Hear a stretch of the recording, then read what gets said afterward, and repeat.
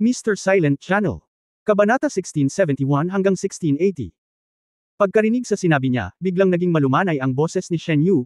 Nako, ang kapabayaan ng kapatid ko. Pwede mo namang sabihin sa akin ang pangalan ko, ito ang posisyon na ni-reserve ko. Tapos diretso lang. Oo, oras na. Malapit na, I guess andito na rin yung kabilang party. Bilasan mo na. Bumalik ka at i-report mo sa akin ang resulta ng blind date. Okay, ibaba mo na. Ibinaba ni Shenxing ang komunikasyon, kinukat ang kanyang mga labi, bumaba ng kotse, bitbit ang sarili niyang maliit na bag, at naglakad papasok sa Xingmei Resort. Dahil nagsisilbi ito sa Central Army Corps, medyo malaki ang lugar ng resort na ito. Siyempre, nakapunta na si Shenxing dito dati, kaya medyo pamilyar siya dito. Matatagpuan ang Langkui Restaurant sa unang palapag ng pangunahing gusali ng resort, na madaling mahanap.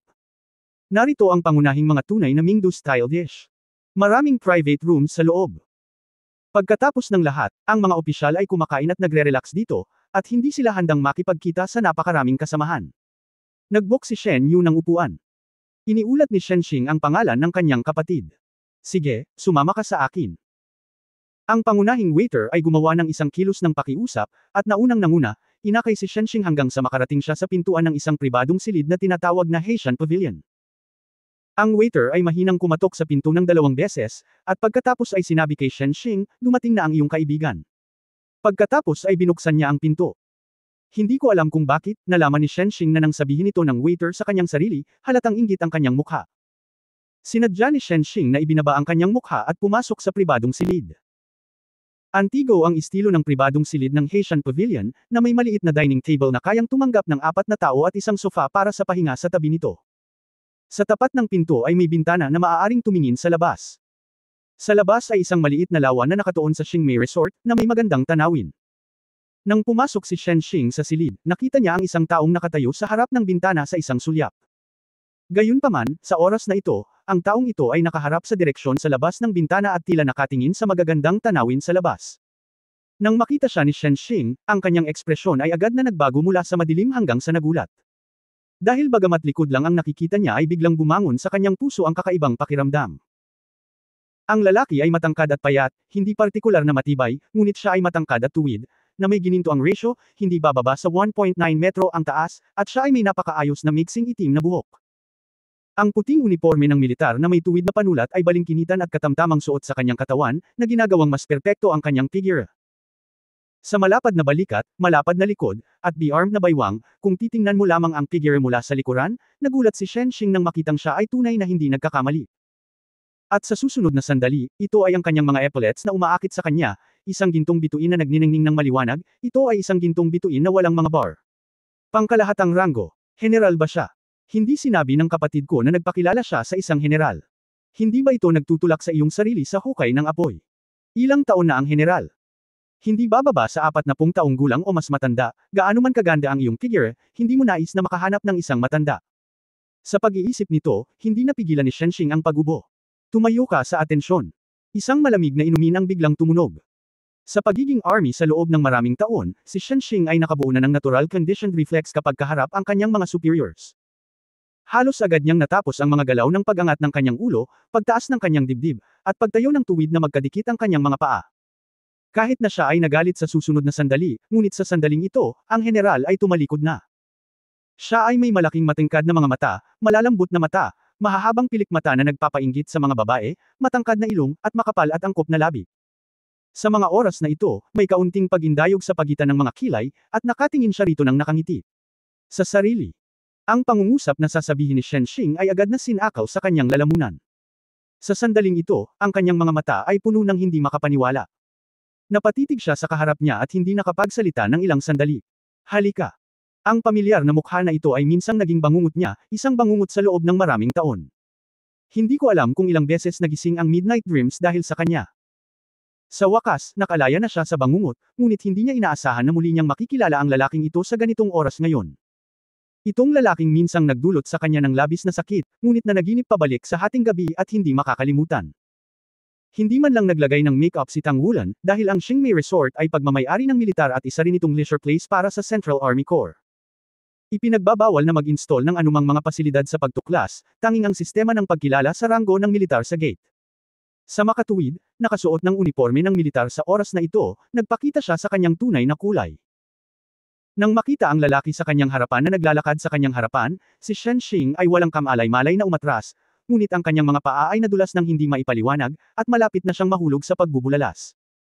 Sa kabutihang palad, mabilis ang paningin ni Tang Wulan, at niyakap niya ang baywang nito upang maiwasan ang trahedya. Close contact, kitang-kita niya ang nakakapreskong pabango niya. Hindi ko alam kung bakit. Sa sandaling ito, ang babaeng tenyente koronel ay naramdaman na lamang na siya ay nag-iinit sa buong katawan, papalapit sa kanya, na parang papalapit sa isang malaking tanawan. Pangkalahatan. Kumalat sa buong katawan niya ang hindi maipaliwanag na damdamin, at gusto pa niyang humanap ng tahi para makapasok. Blanko pa nga ang utak. Nang makita ang mapurol at namumula na mukha ni Shen Xing, medyo hindi rin maipaliwanag si Tang Wulan. Nahanap niya si Shen Xing, natural pagkatapos ng masusing investigasyon at pagpaplano. Naisip niya ang maraming posibleng reaksyon na maaaring maranasan ni Shen Xing kapag nakita niya siya, at ang pagsigaw ang pinakamalamang na sitwasyon na naramdaman niya. Kaya naman, nang lumingon siya, nasil na niya ang buong silid ng soul power sa unang pagkakataon, at hindi mailipat ang tunog o ang soul power. Maging ang signal ng komunikasyon ng gabay ng kaluluwa ay mabibigo sa ilalim ng panghihimasok ng kanyang malakas na kapangyarihang pangkaisipan.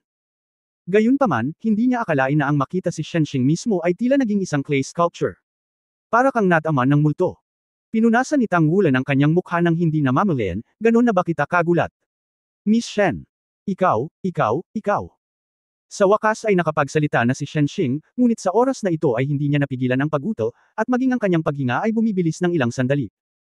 Medyo walang magawa, nag-inject si Tang Wulan ng Mellow Zuanshan Skill Soul Power sa katawan ni Shen Xing sa pamamagitan ng kanyang malaking kamay na yamakap sa kanyang baywang.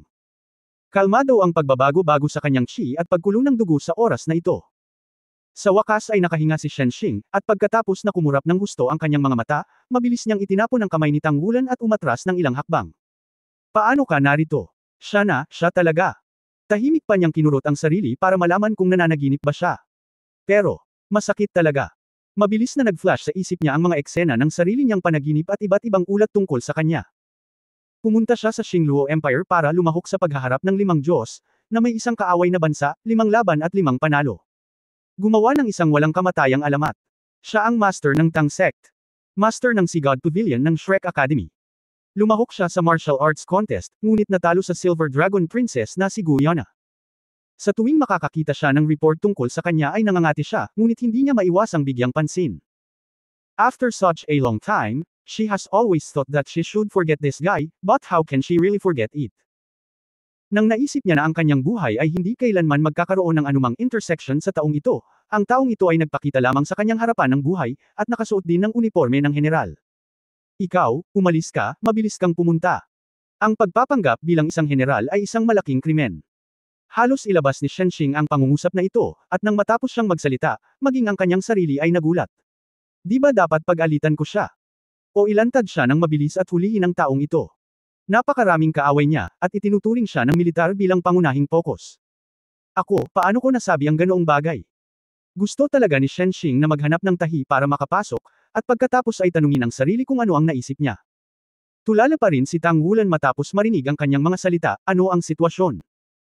Huwag kang sumigaw o sumigaw, bakit ang babaeng ito ay nagmamalasakit pa rin sa kanyang sarili? Masasabi bang ito ay upang umatras para sa pagsulong?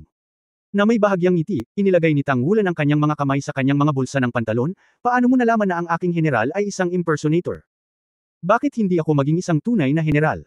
Paano ito posible para sa iyo? Tinadyakan ni Shen Xing ang kanyang mga paa. Pupunta ka. Kung hindi ka pupunta, sisigaw ako. Walang magawang umiling si Tang Wulan, naglakad pabalik sa hapagkainan at umupo sa pangunahing upuan, pagkatapos ay binawi ang kanyang kapangyarihan sa pag-iisip upang kontrolin ang silid at tinapik ang kanyang mga kamay ng marahan.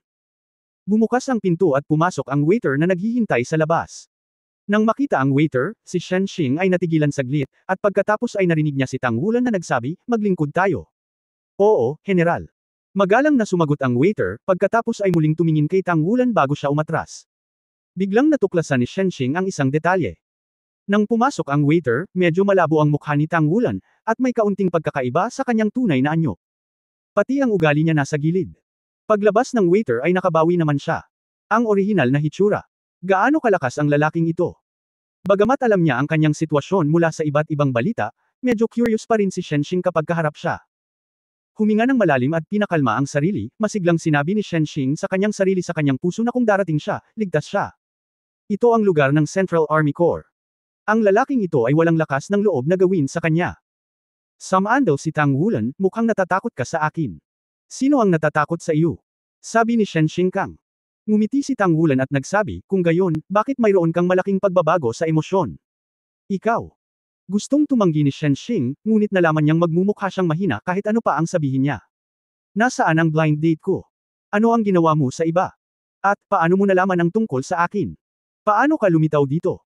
Iyon lang ang pinlano mo, tama, ang pagpapanggap bilang isang general, ngunit isang felony. Kahit ikaw hindi ito kahit ang mga tao ng Shrek Academy at Tang Sect. Tumawa si Tang Wulan at nagsabi, hindi ko inaasahan na magkakaroon ka ng hustisya, ngunit ang aking general ay hindi kailanman isang impersonator. Maaari mong tingnan. Habang nagsasalita, binato niya si Shenxing ng nameplate. Walang kamalay-malay na itinaas ni Shenxing ang kanyang kamay upang kunin ito. May mga chip sa loob ng military nameplate, at ang kaukulang impormasyon ay ilalabas hanggat ang soul power ay na-injected. May kainahinala, ikinabot ni Shenxing ang nameplate sa soul communicator na nakatuon sa militar, at biglang, isang serye ng mga mensahe ang lumitaw. Si Tang Wulan, lalaki, ay nagpalista sa hukbo sa isang tiyak na araw, isang tiyak na buwan, isang tiyak na taon, ang ikasyam na Diyos ng dugo ng Blood God Legion. Ang ranggo ng mayor na general. Isang serye ng impormasyon ang lumitaw, napakayaman. Uminom si Tang Wulan, pinapanood ang gulat na ekspresyon na unti-unting lumalabas sa mukha ni Shenxing, isang tiyak na pagbabago ang nagsimulang lumitaw sa kanyang puso. Ang reaksyon ni Shenxing ay iba sa orihinal na inaasahan niya, na nangangailangan din ng ilang pagbabago sa kanyang plano. Siyempre, natagpuan si Shenxing pagkatapos ng detalyadong investigasyon. Nang suriin niya ang mga opisyal sa Central Army sa pamamagitan ng sistema ng impormasyon ng Tang Sect, nakita niya ang pamilyar na figurang ito. Sa simula, noong siya ay pupunta sa Devil Island at nagsasanay sa Devil Island, hinawakan niya si Shenxing, at hinusgahan sa iba't ibang pagkakataon na ang pagkakakilanlan ng babaeng ito ay napakakaiba. Oo naman, natuklasan niya muli ang kanyang pag-iral sa pagkakataong ito. Hindi lamang siya na-promote, ngunit siya ay nasa isang napakahalagang posisyon. Dapat mong malaman na ang insidente ng pagiging hostage ng kanyang sarili sa simula ay tiyak na isang butik para sa mga ordinaryong opisyal. Iyon ang dahilan kung bakit pinili ni Tang Wulan si Shenxing sa maraming layunin. Kasabay nito, isang malalim na investigasyon ang isinagawa sa kanya. Sa makatuwid, ang pag-unawa ni Tang Wulan sa sitwasyon ni Shenxing ay higit pa sa pagkaunawa ni Shenxing sa kanya. Ang pagsasama sa Xingmei Resort ay walang halaga kay Tang Wulan.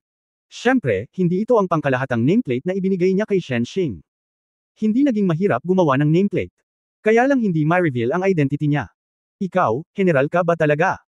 Ilang beses na sunod-sunod na kinumpirma ni Shenxing, ngunit natuklasan niya na ang nameplate ay tunay, tulad ng isang pekeng kapalit. Walang mga bahid.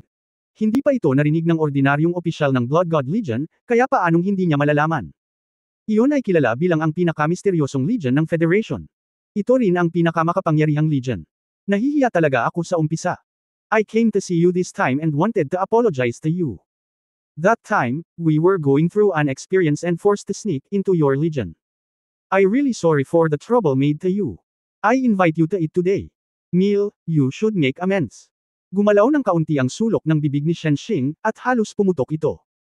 Mareresolba ba ang problemang idinulot mo sa akin sa isang pagkain? Alam mo ba kung gaano karaming bangungot at gustong-gusto kong sampilan itong lalaking nasa harapan ko? Ngunit sa pagtingin sa banayad ng ngiti sa kanyang mukha, hindi ko alam kung bakit, ngunit hindi pa rin makapag-ipon ng lakas ng loob si Shenxing. Akala niya ay tiyak na magagawa niya. Isa pa, sa isip niya, dapat ay kahihiyan ang kaharap niya. Gayunpaman, matapos basahin ang kanyang pangkalahatang nameplate, nalaman ni Shenxing na walang depekto sa pagkakakilanlan ng taong nasa harapan niya. People are the real generals, anong nangyari sa Xingmei Resort? Hindi nagkakamali sa lahat. Hindi siya kabilang sa spirit spreading pagoda, at walang dahilan para arestuhin siya o targetan. Hindi napigilan ni Shenxing na masiraan ng loob, at hindi niya naisip na ang blind date na sinabi ng kapatid niya ay ang lalaking nasa harapan niya, tama ba? Paano kung itong lalaking ito talaga? Hindi ba ako sumunod? Sa ilang sandali, hindi napigilan ng babaeng tenyente koronel ang pagkalito. Si Tang Wulan ay talagang walang imek, dahil ang batang babae sa kanyang harapan ay nasa isang matamlay na kalagayan muli, hindi niya alam kung ano ang kanyang iniisip, at tumingin lamang siya sa kanya ng diretsyo. Sa pagkakataong ito, dinala na ng waiter ang mga pinggan. Malaki ang gana ni Tang Wulan, at para ipakita ang kanyang sinseridad, umorder din siya ng maraming pagkain, ilan sa mga specialty ng restaurant na ito. Noon lang nag-react si Shenxing, sumulyap sa waiter, at walang sinabi. Hanggang sa lumabas ang waiter, tinitigan niya si Tang Wulan at nagtanong, may gusto akong itanong sa iyo. Saan mo nakuha ang aking blind date? Sabi ni Tang Wulan, huwag kang mag-alala, ayos lang siya. Inaantok lang ako, at nakahanap na lang ako ng matutuluyan. Kapag natapos na kaming kumain, malamang madyay gising siya. Pagkatapos makinig sa kanya, hindi ko alam kung bakit, biglang lumitaw ang matinding pagkawala sa puso ni Shen Xing. Bagamat agad niyang sinabi sa sarili na hindi ito dapat mangyari, nagtagal pa rin ang pakiramdam. Tara, kain na tayo. Gumawa ng pakiusap si Tang Wulan. Pagkatapos ay kinuha niya ang mangkok at nagsimulang kumain. Kumakain ba talaga siya? Saglit na natigilan si Shen Xing. Pagkatapos ay nalaman niya na si Tang Wulan ay napaka-elegante kapag siya ay kumakain, at siya ay mukhang kalmado at hindi mapalagay. Ngunit, hindi ko alam kung bakit, ang mga pinggan sa mesa ay napakabilis na naubos, ito ay tumagal lamang, at ang isang ikatlo ay nawala. Hindi ka pa ba nakakain? Hindi napigilan ni Shen Xing ang sinabi. Itinaas ni Tang Wulan ang kanyang ulo at ngumiti at sinabing, noong bata pa ako, ang mga kondisyon sa bahay ay hindi masyadong maganda, kaya pinahahalagahan ko ang pagkain. Dapat ka ring kumain. Pagkasabi nito, ipinagpatuloy niya ang pagbabaon ng ulo at paghihirap. Kumain at kumain. Si Shen Xing ay nagsasanay sa hapon, at siya ay medyo nagugutom. Bukod dito, siya ay isang Soul Master, at ang pangunahing metabolismo ng isang Soul Master ay mas mataas kaysa sa mga ordinaryong tao. Ang bilis kumain ng lalaking to, wala siyang makukuha kung hindi niya gagawin. Sinabi rin niya na yayain niya ako sa hapunan. Ito ba ay isang treat? Habang nag-iisip tungkol dito, tumigil si Shen Xing sa pag-aalinlangan, at agad na nagsimulang kumain. Upang makakuha ng mas maraming pagkain, siya ay medyo may bisyo, at hinayla pa ang isang plato ng piniritong hiwan ng baboy na labis niyang nagustuhan sa harap niya, na hindi maabot ni Tang Wulan. Pagkatapos ay nalaman niyang huminto si Tang Wulan at tumingin sa sarili na may kaunting pagtataka. Hindi mapigilan ni Shen Xing na makaramdam ng kaunting pagmamalaki. Hayaan mong kumain, tingnan mo kung sino makakain kung sino, ha? Sa sandaling ito, bumukas ang pinto ng pribadong silid. Pumasok ang waiter mula sa labas, at sa oras na ito, si Shen Xing, kasama ang kanyang kaliwang braso sa mesa, ay pinuprotektahan ang 3 pinggan sa kanyang harapan, at ang tinidor sa kanyang kanang kamay ay nagpapadala ng isang stack ng mga hiwan ng karne sa kanyang bibig. Nagstay ang waiter, obviously, simula nang pumasok siya dito sa trabaho, hindi pa siya nakakita ng ganoong bisyo, lahat sila ay mga opisyal. Hanggang kailan magugutom ang babaeng ito? Naramdaman ni Shen Xing ang kakaibang tingin ng waiter, at halos gusto na siyang hampasin hanggang mamatay. Asshole, napansin siguro ng lalaking ito na may papasok na waiter kaya napahinto siya. Bigyan mo siya ng isang mangkok ng kanin. Nakangiting sabi ni Tang Wulan sa waiter. Noon lang nagising ang waiter, inilagay ang mga pinggan sa kamay sa mesa at nagmamadaling lumabas. Sa wakas ay nilunok ni Shen Xing ang tumpok ng mga hiwa ng karne, ngunit ang kanyang magandang mukha ay namumula na sa galit, at malakas niyang hinampas ang tinidor sa mesa, sinisisi kita. Mapait na ngumiti si Tang Wulan at sinabing, pinapayagan kitang kumain, ngunit hindi kita hinayaang kumain ng ganito. Huwag kang mag-alala, huwag kang mag-alala. Habang nagsasalita, nag-please gesture siya. Pumunta ka para lang yayain akong kumain. Hindi ako naniniwala. Halika, anong ginagawa mo? Gusto talaga siyang kurutin ni Shen Xing, kurutin hanggang mamatay ng 10,000 beses. Gayunpaman, alam din niyang malinaw na ang lalaki sa kanyang harapan ay isang pag-iral na maaaring maging isang kaaway na bansa. Kontemporaryong Tang Sect Master, ang pinuno ng Shrek 7 Devils. Yan ba ang kaya niya? Kaya naman, gusto na lang niyang umalis dito sa lalong madaling panahon. Sinabi ni Tang Wulan, kung gayon, tinatanggap mo ba ang aking paghingi ng tawad? Tanggapin ang isang umutot. Sa wakas ay hindi na napigilan ni Shen Xing, at biglang tumayo. Maya-maya lang ay pumasok ulit ang waiter. Lumabas ka. Biglang lumingon si Shen Xing at galit na sinabi. Nagulat ang waiter, at nagmamadaling nilapag ang kanin sa kamay sa mesa. Ngumiti si Tang Wulan at sinabing, pasensya na, wala sa magandang mood ang girlfriend ko ngayon. Maaari ka munang lumabas, at maghintay hanggang sasabihin kong pumasok ka. Oo, General. Nagmamadaling lumabas ang waiter kung nakatanggap siya ng pardon. Sino ang girlfriend mo? Pumalakpak si Shen Xingqi. Marahan na ba maantong hininga si Tang Wulan, mag-uusap ba tayo ng maayos? Sino ang gustong makipag-usap sa iyo ng maayos? Hindi napigilan ni Shen Xing na magsalita muli. Hindi umimik si Tang Wulan. Pakiramdam niya ay kailangan niyang hayaan munang kumalma si Shen Xing, kung hindi, ang lahat ay hindi makakapag-usap. At hindi rin maipaliwanag ang galit ni Shen Xing. Nang makita ni Shen Xing na hindi siya nagsasalita, bigla siyang tumayo, kinuha ang kanyang bag at umalis. Ayaw na niyang makita muli ang lalaking ito, at alam niyang tiyak na managinip siya muli ngayong gabi. Hate dreams, hate this guy will always break into his dreams. Puot, puot, puot. Huwag kang pumunta ngayon. Isang malambot na liwanag ang hamarang sa katawan ni Shen Xing. Biglang lumingon si Shen Xing, gagamitin mo ba ulit ako ng karahasan? Bumantong hininga si Tang Wulan, bakit hindi tayo makapag-usap ng maayos? Wala akong nagawa. Kung ang iyong mga hinaing sa simula ay napakalaki, handa akong bigyan ka ng kaunting kabayaran. Maaari mong sabihin sa akin kung ano ang gusto mo, mayroon pa rin akong kapangyarihan. Wala akong dapat makipag-usap sa iyo. Biglang nabuhayan si Shenxing pagkasabi nito. Oo, yun lang, para lang manligaw sa kanya. Bumantong hininga si Tang Wulan at sinabi, ayaw kong gumamit ng dahas laban sa iyo. Blanko si Shenxing at tumalikod, ito ang teritoryo ng ating Central Army Corps. Naglakas loob ka bang gumamit ng puwersa laban sa akin dito? Natural na sinabi ni Tang Wulan, noong una tayong nagkita, hindi ba nasa ilalim ka ng proteksyon ng Legion? Ikaw, tama. Ang taong ito ay maaaring gumamit ng puwersa. Anong gusto mo? Pinandilatan ni Shenxing si Tang Wulan gamit ang mga kamay sa balakang. Ngumiti si Tang Wulan, pumunta ako sa iyo ngayon, ang isa ay para humingi ng tawad sa iyo para sa nangyari noon, at ang isa ay umaasa na matulungan mo ako ng kaunti. Ano ang maipaglilingkod ko sa iyo? Biglang naging alerto si Shenxing. Sinabi ni Tang Wulan, wala lang, ito ay isang piraso ng cake para sa iyo. Makikita mo, ako ang ranggo ng mayor na general. Sa militar, ang pag-promote ng ranggo ang pinakahinahangad ng bawat opisyal. Narinig ko, hanggat maaari akong makapasok sa templo ng digmaan at makapasa sa antas, mapapabuti ko ang aking ranggo sa pamamagitan ng pagpasa sa isang antas. Sa palagay ko, sa aking kakayahan, ako ay dapat na makapasa sa 2 antas. Dangdang bilang isang admiral. Halos isipin ni Shenxing na mali ang narinig niya. Ang pinakamataas na general sa militar ay ang general. Ang pangkalahatang ranggo ay hindi nakikita sa loob ng maraming taon. Sinabi pa ng taong ito na gusto niya maging isang general na dangdang. Binubuksan mo ba ang templo ng digmaan?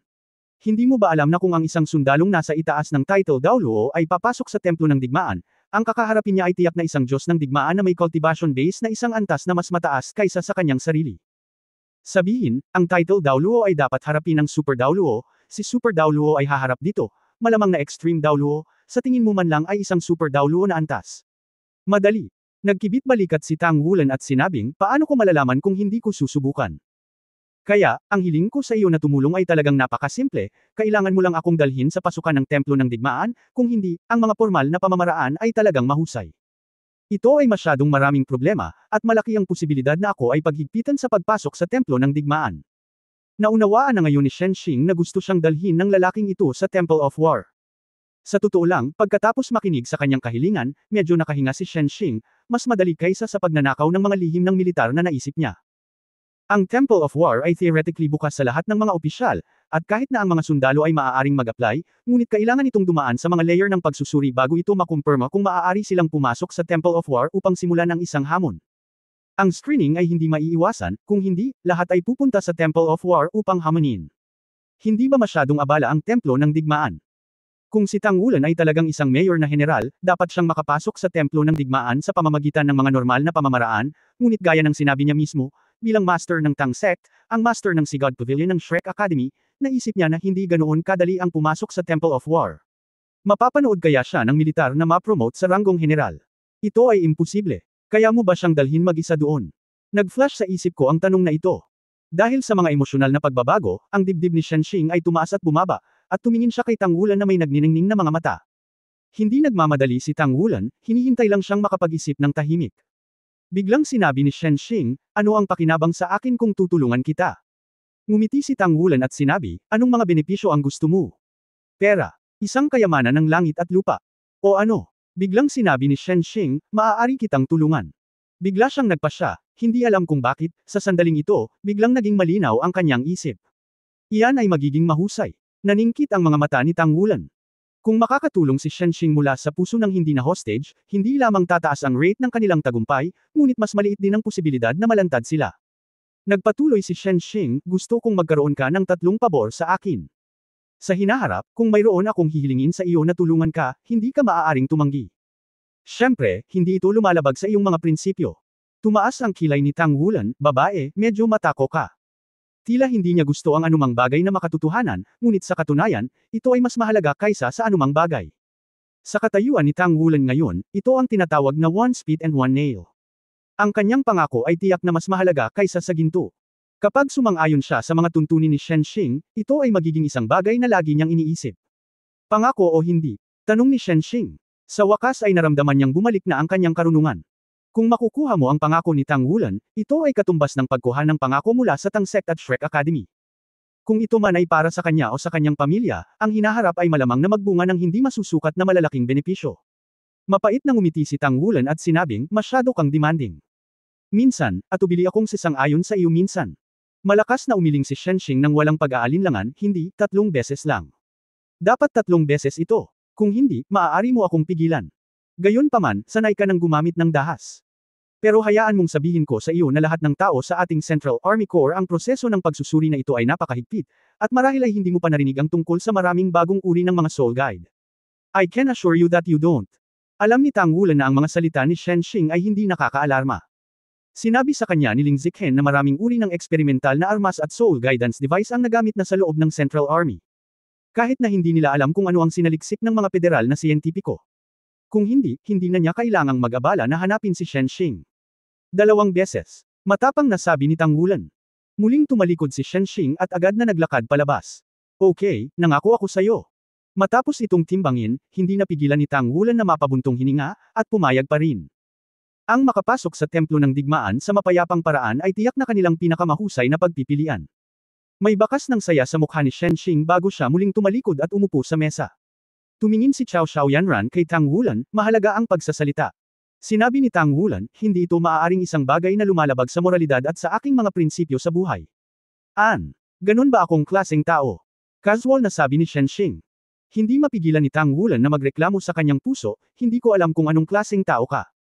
Well, kailan mo balak pumunta sa Temple of War, aayusin ko ito. Sa oras na ito, sa wakas ay ipinakita ni Shenxing ang may kakayahang panig ng babaeng tenyente koronel. Sinabi ni Tang Wulan, mas maaga, mas mabuti. Paano mo kami madadala para maiwasan ang inspection? Sumulyap si Shenxing Bai sa kanya at sinabing, dahil nahanap mo na ako, dapat mong malaman kung ano ang pinamumunuan ko. Siyempre, gumawa ka ng ilang nameplate para dalhin ka. Sa Central Army Corps, si Shenxing ay kasalukuyang namamahala sa pag-verify ng pagkakakilanlan at may mataas na autoridad. Ito rin ang dahilan kung bakit nilapitan siya ni Tang Wulan. Okay. Kailangan ko ng 10 nameplates. Sabi ni Tang Wulan. 10. 10 sa inyo. Sumigaw si Shenxing sa tandang. Sumulyap si Tang Wulan sa kanya. Oo, maaari kang magsalita ng mas malakas para marinig ito ng buong Central Army. Sinabi ni Shenxing na may galit na galit, paano magiging napakaraming tao? Nagkamali ka ba, hindi ako Diyos, kaya paano ko madadala ang napakaraming tao? Nagkibit-balikat si Tang Wulan, pumayag ka lang, at naniniwala ako na mayroon kang ganitong kakayahan. Maari mo kaming kunin ng sunod-sunod. Hanggat papasok kami sa Temple of War, tapos na ang iyong misyon. Galit na sinabi ni Shenxing, kung gayon, paano ka lalabas?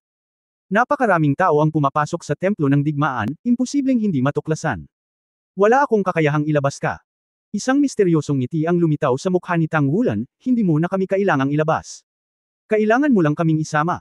Kami mismo ang nagsosolve ng mga problemang lumalabas. Hindi mo ba naisip na hindi pa makakalabas ang isang admiral?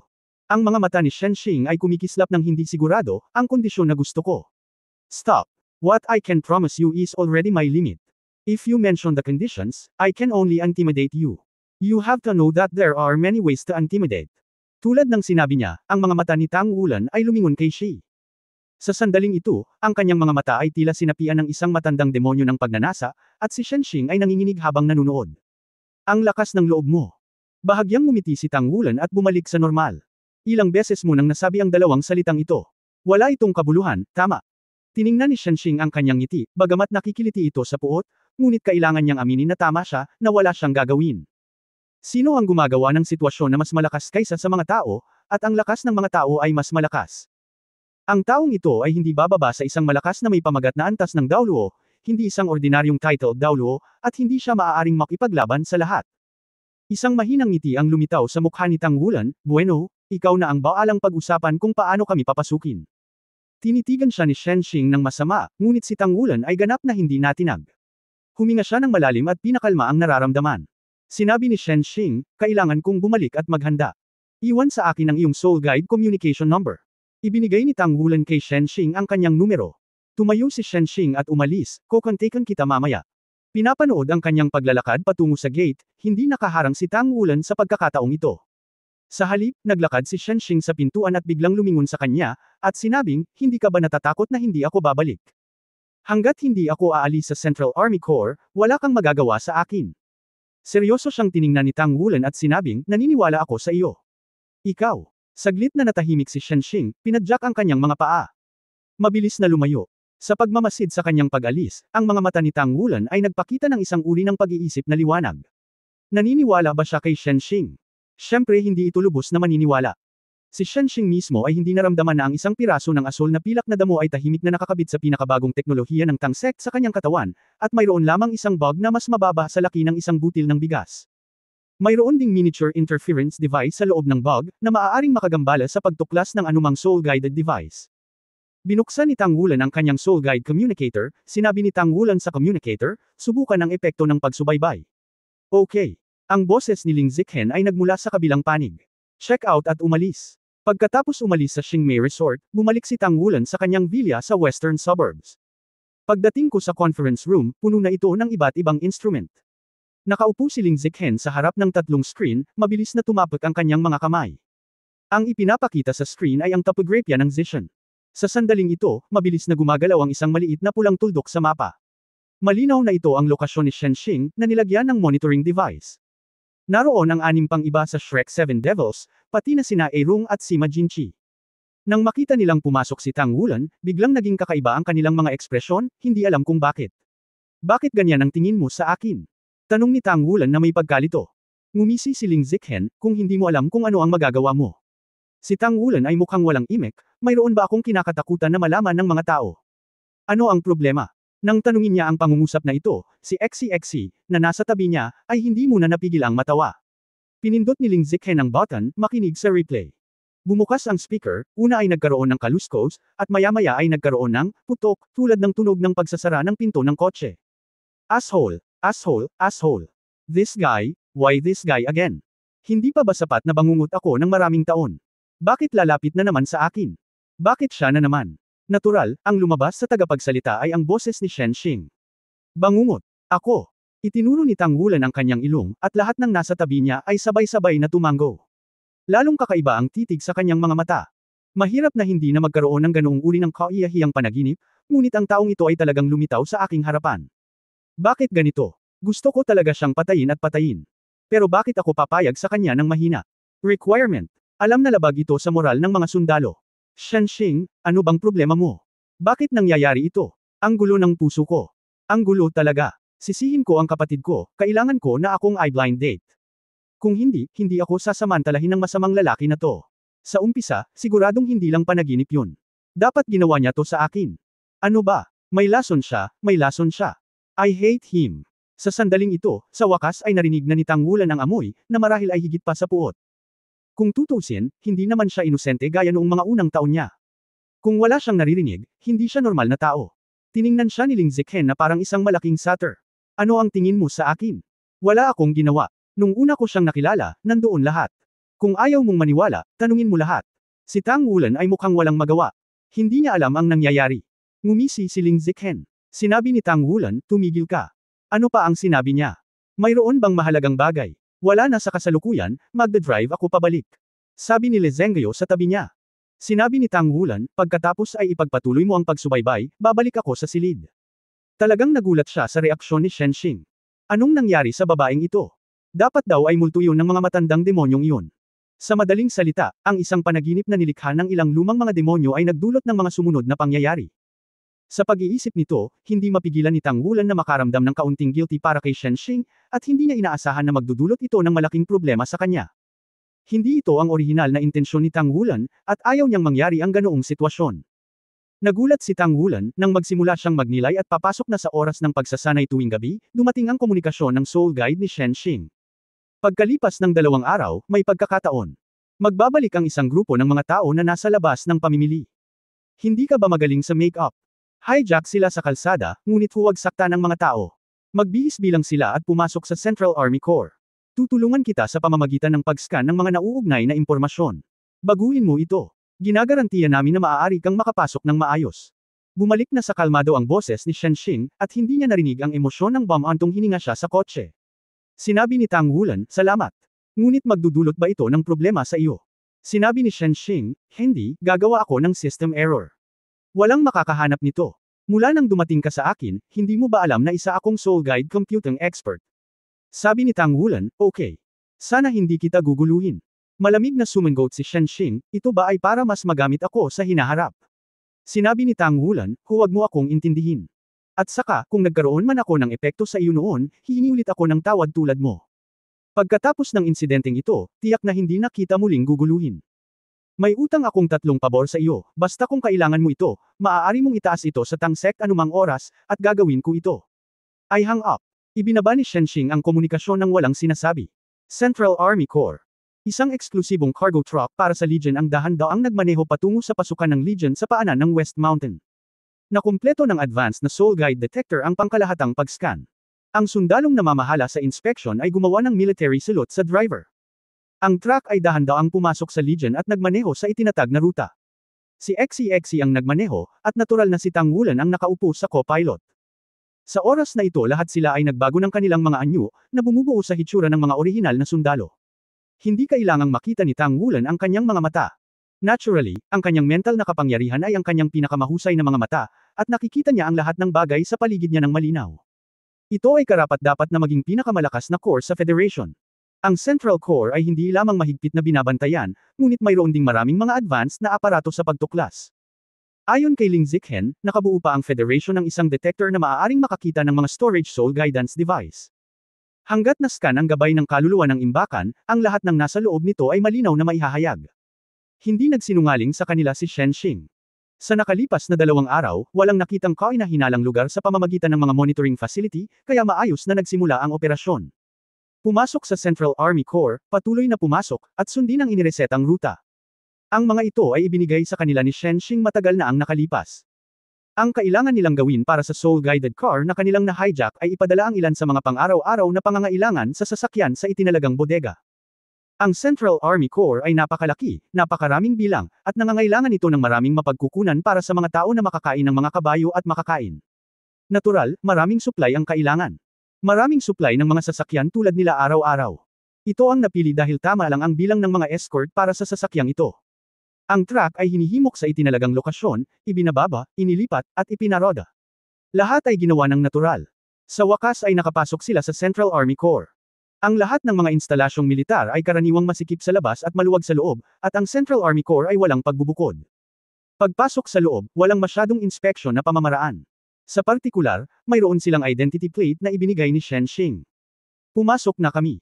Nakipag-ugnayan si Tang Wulan kay Shenxing sa pamamagitan ng Soul Guidance Communicator. Nakikita ko kung nasaan ka ngayon. Ang swerte mo. Nalaman kong walang masyadong malalakas na tao sa Temple of War kamakailan. Sundin ang rutang idinisenyo ko para sa iyo. Nasa akin ang lahat ng detection device para sa rutang ito. Nagbago ito. Hanggat walang aksidente, madadaanan mo ng maayos ang pasukan ng Temple of War. Okay, salamat. Baka ito na ang huling beses na nagkausap tayo. Salamat ulit. Sabi ni Tang Wulan. Sandaling katahimikan ang nasa kabilang panig, at sinabi ni Shenxing Kai, kailangan mong umalis ng buhay, kung hindi, paano mo matutupad ang 3 bagay na ipinangako mo sa akin? Huwag kang mag-alala, mayroon akong pakiramdam ng sukat. Nakangiting sabi ni Tang Wulan. Pagkabitin ng komunikasyon, bumaling siya sa kanyang mga kaibigan, aksyon. Nasa balikat na ni Tang Wulan ang ranggo ng kapitan, at siya rin ang kapitan ng kanilang cargo team. Pagkalabas ng bodega, lahat ay naglakad sa isang direksyon sa normal na bilis. Ang mapa ng ruta na ibinigay ni Shenxing ay kabisado ng detalyado sa isip ni Tang Wulan. Hanggat maaari silang maglakad mula dito, magkakaroon sila ng pagkakataong direktang dumaan sa mga bantay ng Central Legion at makarating sa pasukan ng Temple of War. Halos ang buong Zishan ay sakop ng Central Army Corps, at ang iba't ibang malalaking pasilidad ng Soul Guidance Device ay makikita sa lahat ng dako. Mula sa gilid ng Zishan, posibleng takpan ang kalangitan sa Mingdo gamit ang iba't ibang mga sandata na ginagabayan ng kaluluwa sa unang lugar, at gangway Mingdo. Ang pasukan sa Templo ng Digmaan ay nasa tuktok ng pinakamataas na tuktok ng Western Mountain, kaya dapat silang magkaroon ng proseso ng pag-akyat sa bundok.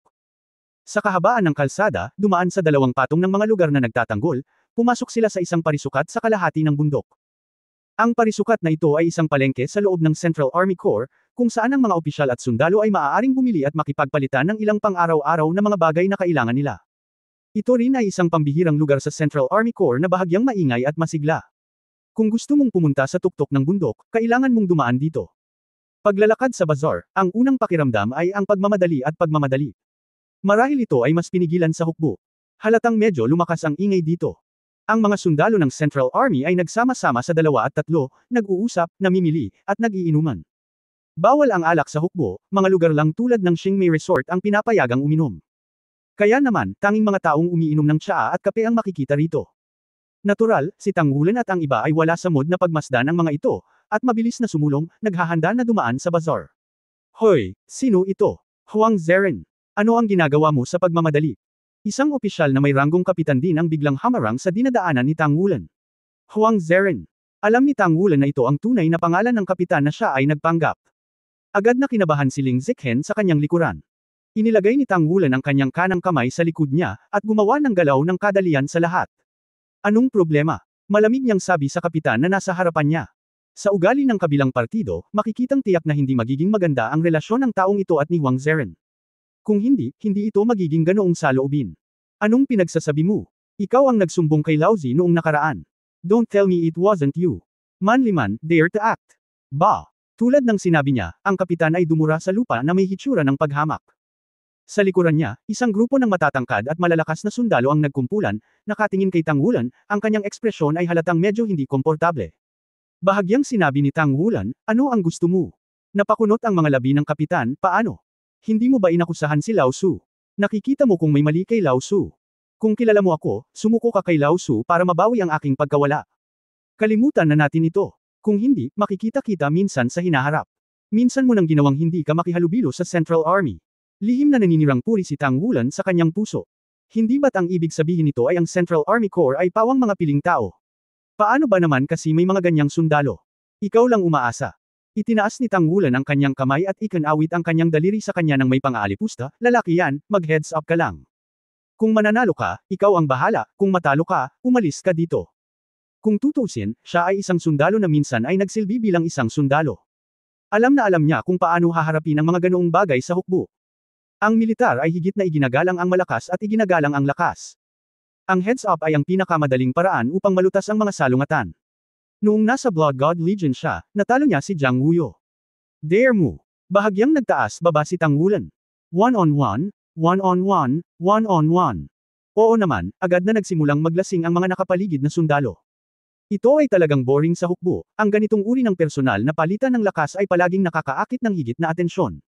Do you dare to single with me? Okay. Tingnan mo si Laozi na hinahampas ka sa sahig. Gaya ng sinabi niya, ang kapitan ay dumating sa harap ni Tang Wulan ng may paghakbang, at hinampas siya ng harapan. Naramdaman ang pagdating ng suntok na ito, hindi mapigilan ni Tang Wulan na bahagyang magulat.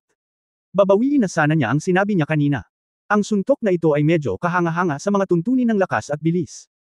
Hindi bababa sa ito ay tiyak na hindi isang bagay na maaaring laruin ng mga ordinaryong sundalo. May soul power pa nga sa kamao. Pop! Itinaas ni Tang Wulan ang kanyang kamay at sinampal ng sampal ang kamao ng kalaban.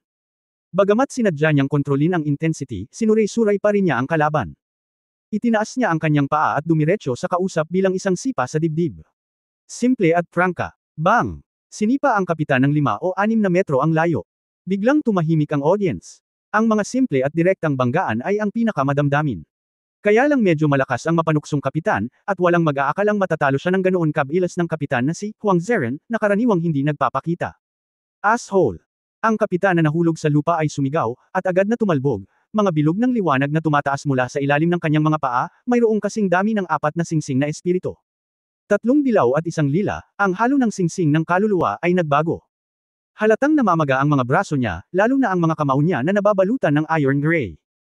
Ang pangalan ng kapitan ay Deng Shan, at ang kanyang martial spirit ay isang kamao, ngunit hindi pa niya naabot ang antas ng kanyang sariling martial spirit, ngunit sa hukbo, kahit sa antas ng kanyang rango, ang kanyang lakas ay medyo malakas. Kaunti lang ang kalaban kapag weekdays, natural lang. Ito ay nabuo ng kaunting pagmamataas. Iniulat siya ni Huang Zeren dahil nakatanggap siya ng mga rebate mula sa pagbili ng mga supply. Bagamat hindi siya pinarusahan ng masyadong mabigat sa bisa ng kanyang relasyon sa itaas na antas, siya ay itinuturing na pinutol ang kanyang kayamanan. Natural, may sama ng loob siya kay Huang Zeren. Ito ay sumiklab ngayon. Bumantong hininga si Tang Wulan sa loob, ito ay talagang mahirap, at dapat itong gawin ng mabilis. Dahil kahit nagpanggap siyang si Huang Zeren, hindi niya alam kung ano ang martial spirit ni Huang Zeren. Mukhang madaling hawakan ng make-up, ngunit ang pagtulad kay Wan ay maaaring maging napakahirap. Lalo na sa harap ng maraming tao. Higit sa lahat, nag-aalala siya na matuklasan siya ng matataas na opisyal ng militar. Kapag nalilito, ang kanilang mga aksyon ay haharangan. Sa makatuwid, pagkatapos ng simpleng pag-iisip, si Tang Wulan ay hindi nag-atubili at direktang sumugod. Nagtago si Deng Xian ng sama ng loob sa kanyang puso, at pinalo ng malakas ang kanyang kanang kamao. Ang ibabaw ng kanyang kamao ay natatakpan ng bakal na kinang. Ang pangalawang kakayahan ng espiritu, ang kamao ng bakal. Nang makitang papalapit na ang dalawang panig, kumislap ang figure ni Tang Wulan, iniiwasan ang kanyang hindi maiiwasang suntok. Kasabay ng paghawak ng kanang kamay niya sa palso ng kalaban na parang kidlat, at sinipa ng kaliwang paa ang kasalubong niyang buto. This time, gumamit siya ng mahusay na enerhiya. Diretso niyang itinapon si Deng Xian. Mukhang malas si Deng Xian nang mahulog siya. Isinandal niya ang ulo sa pader na katabi niya, at biglang nagdilim ang mga mata niya at nawalan ng malay. Pumalakpak si Tang Wulan, ipaglaban mo ako sa antas na ito. Sino pa? Biglang nagbago ang mga mata ng mga sundalo nang tumingin sa kanya. Nilinis niya si Deng Xian nang hindi ginagamit ang kanyang martial spirit, at napakasimple at prangka pa rin ito. Ito ay tiyak na isang pagpapakita ng kanyang lakas. Sige, ipadala mo siya sa infirmary. Pagkatapos sabihin ito, agad na tumayo si Tang Wulan mula sa karamihan at humakbang patungo sa kanyang orihinal na direksyon. Ang iba ay naghiwalay na sa oras na ito, at sila ay patungo din sa direksyon na iyon. Sandali. Sa sandaling ito, biglang may sumigaw. Huminto si Tang Wulan at tumingin sa likod. Isa rin siyang kapitan, ngayon ay nakatingin sa kanya na may kainahinala. Hindi ka si Huang Zeren. Nagkasakit lang si Huang Zeren ilang araw na ang nakakaraan at mahina siya. At isa pa, Turing Spirit Master lang siya, kaya kasama siya sa cargo team. Paano niya natalo si Deng Xian? Sino ka? Mariing sabi ng kapitan. Palihim na bamantong hininga si Tang Wulan, dumating pa rin ang gulo. Nagbago ang lakas ng pag-iisip, at pagkatapos maipasa ang balita sa mga nakapaligid na kaibigan, lumingon siya at humakbang patungo sa nagsasalitang kapitan. Habang naglalakad siya, mahina niyang sinabi, nais kong gugulin ang aking oras noon, ngunit ngayon ay tila hindi ito gagana kung hindi ako magpapakita ng kaunting lakas. Sino ang nagsabi sa iyo na mayroon lamang akong dalawang singsing? Sino ang nagsabi sa iyo na hindi ako si Huang Zeren? Pagkatapos, ibinato niya ang plate ng pagkakakilanlan niya. Kasabay nito, isang malakas na momentum ang sumabog mula sa katawan. 2 dilaw at 4 na lila, 6 na singsing ng espiritu ang tumaas mula sa ilalim ng mga paa, na nagpapakita ng antas ng paglilinang ng kaluluwa ng emperador. Karamihan sa mga sundalong naruroon ay mga ordinaryong sundalo, at walang mga opisyal na mas mataas sa antas ng paaralan. Sa ika-6 na antas ng ring, kahit nasa Central Legion, sila ay napakalakas. Ang nagsasalitang kapitan ay biglang nakaramdam ng malakas na panggigipit sa kanyang mukha.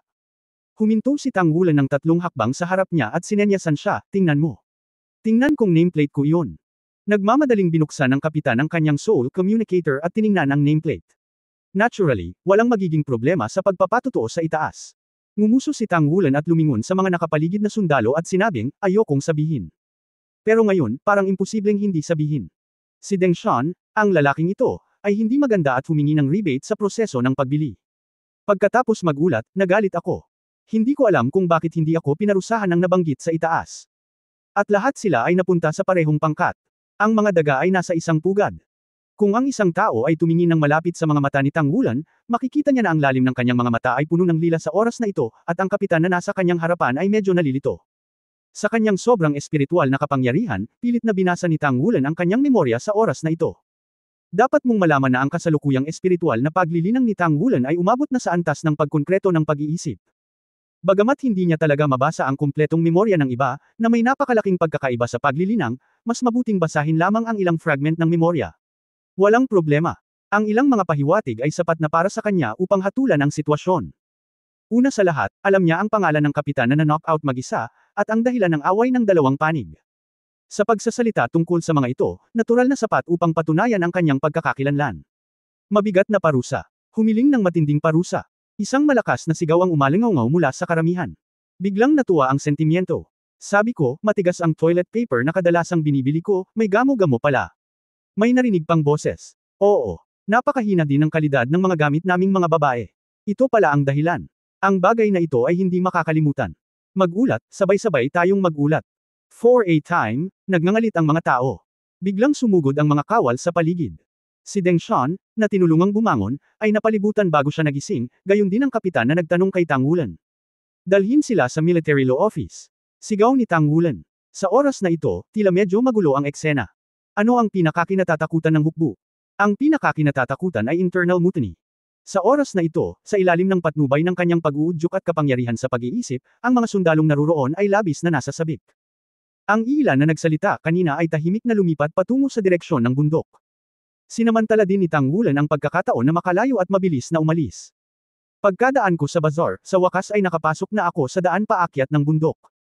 Matapos makapasa sa isa pang antas, nakahinga ng maluwag si Tang Wulan. Naghiwa-hiwalay na ang iba at nagpatuloy. Nung naglalakad na siya pabalik, pinuna na niyang umakyat sa bundok ang lahat. Magiging medyo madali para sa kanya na lumabas ng mag-isa. Si Sima Jinchi at A Rong ay nanatili, at si Ling Zikhen, na hindi natatakot sa malalaking bagay. Kanina lang galing sa kanila ang mga sigaw na iyon. Ang masasamang bagay ay naging mabubuting bagay, at sa pag-aalsa ng mga sundalo sa ibaba, natural na hindi sila mapapansin. Mabilis na inakay ni Tang Wulan ang kanyang mga kaibigan sa bundok at dumiretso sa pasukan ng Temple of War. Si Shen Xing ay talagang nararapat na maging isang mahusay na eksperto sa pagkalkula. Ni-reset niya ang internal soul guidance system ng buong Central Legion, at si Tang Wulan at ang iba ay may maayos na landas. Kung mas mataas ang tuktok ng bundok, mas kaunti ang bilang ng mga soul guidance detector. Karamihan sa mga pasilidad ng Central Core ay nasa ibaba. Ang mga lokasyon na malapit sa tuktok ng bundok ay nabibilang sa Templo ng Digmaan.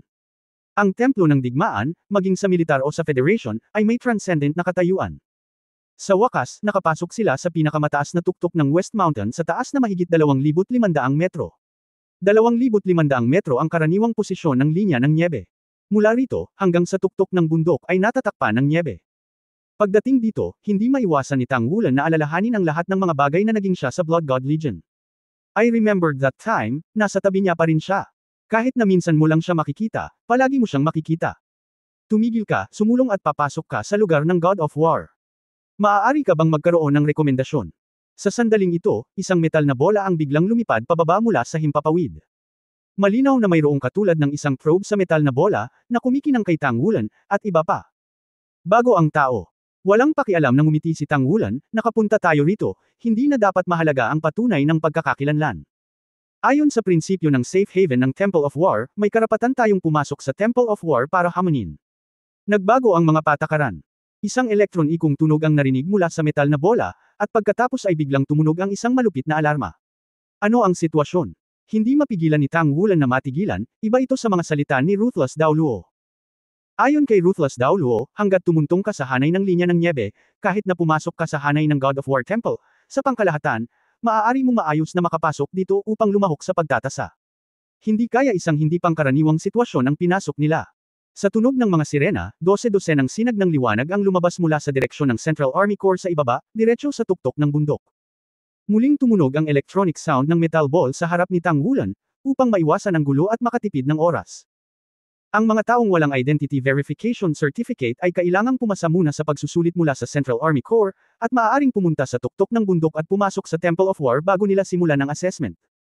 Pagkatapos ng pangungusap na ito, ang metal na bola ay biglang bumilis, swish, at dumiretso sa tuktok ng bundok. Ang pinakamataas na taluktok ng Western Mountain sa Mingdo ay humigit kumulang 4,000 metro sa ibabaw ng antas ng dagat, na nangangahulugan na ang mga ito ay higit pa sa 1,000 metro ang layo mula sa tuktok ng bundok sa sandaling ito. Upang maabot ang tuktok ng bundok, kailangan mong magmadali. Pumunta ka.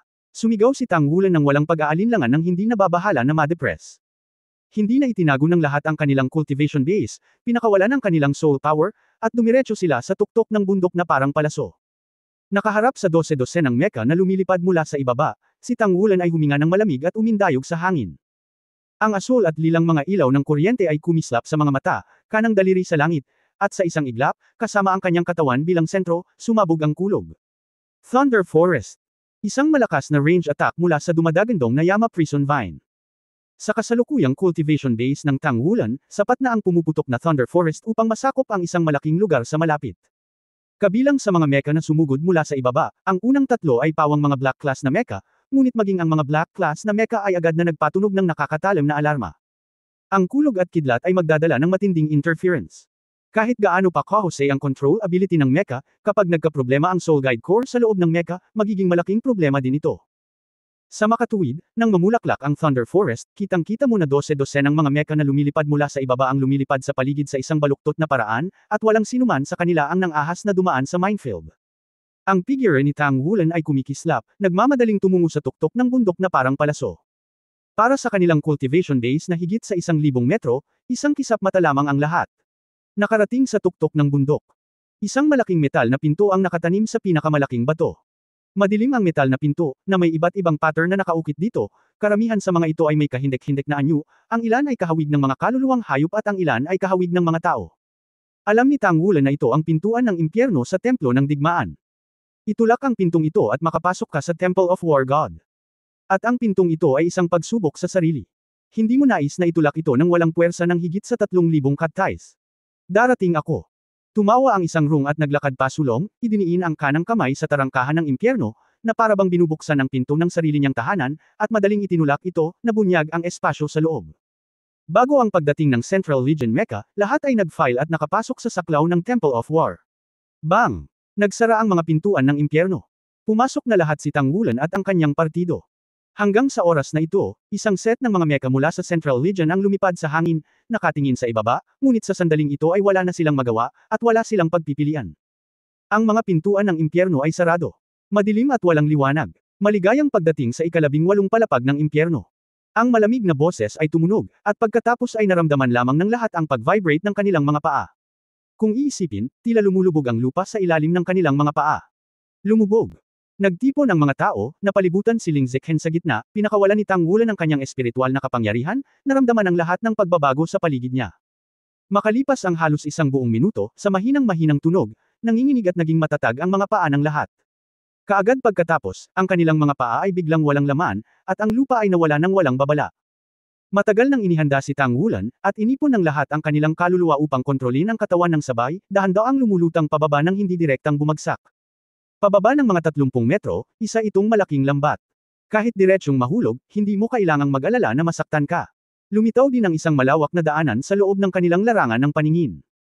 Ang channel ay 20 metro ang lapad at 5 metro ang taas, na umaabot hanggang pasulong. Sa di kalayuan, malabong nakikita ang madilim na pulang ilaw. Nauna si Tang Wulan at pumasok sa templo ng mga Diyos ng digmaan.